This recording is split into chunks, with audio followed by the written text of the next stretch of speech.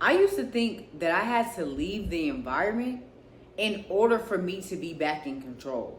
In order for me to claim my power back, I had to step out and start all over. And that's the furthest from the truth. You can claim your power back right now in the situation that you're in. You can claim your power back right now in the environment that you're in. You can claim your power back in your relationship, in your workplace. Wherever it is that you feel like you feel so out of control to where you think you have to leave, in order for you to claim your power back, you can claim your power back right now where you are. And everybody's situation is different. So if it's a domestic violence situation, if it's a situation where you know you have to leave, honor your spirit and leave.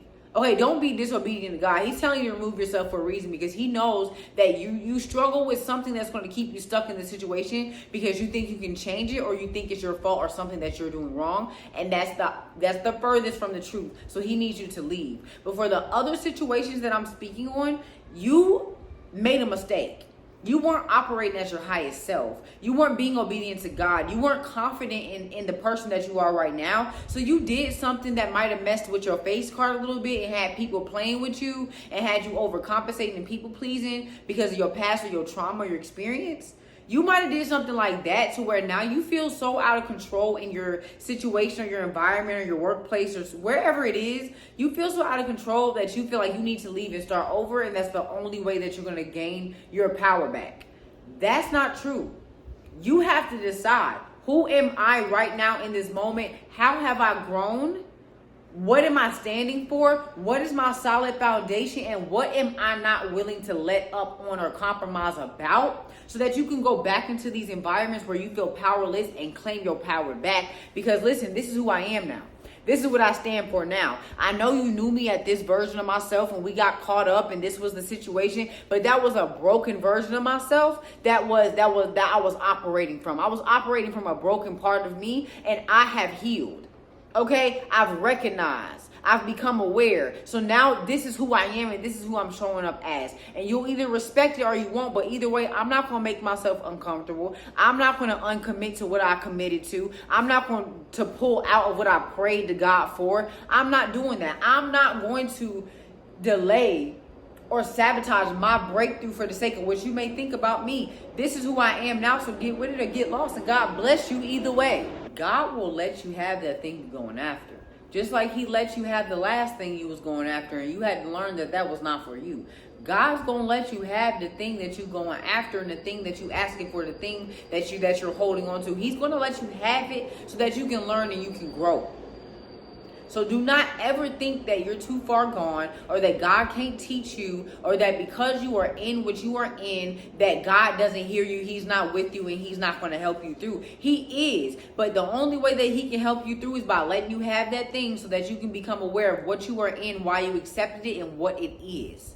Okay, so while you are in this whatever situation you in, whatever thing that you have got yourself into, whatever season of life that you're in, and you're confused about it or you are unsure, invite God into that space.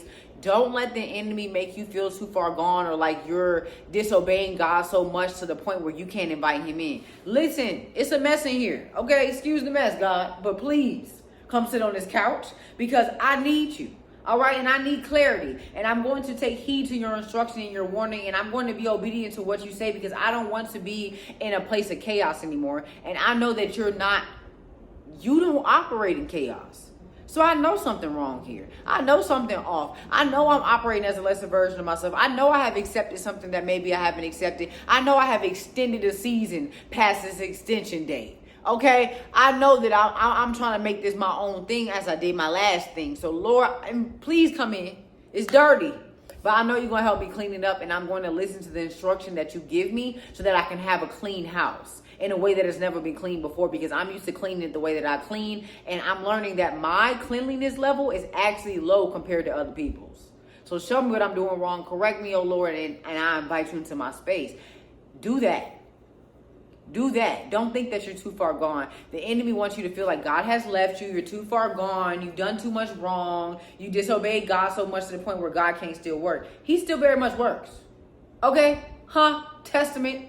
I'm living. Okay, I've lived it. I'm living it. I will live it. He still very much works even in your mess, even in what you have disobeyed him about. So invite him into the space. All right? And pray for confidence and work on confidence. Don't just pray for a thing and not work for a thing. Faith without works is dead.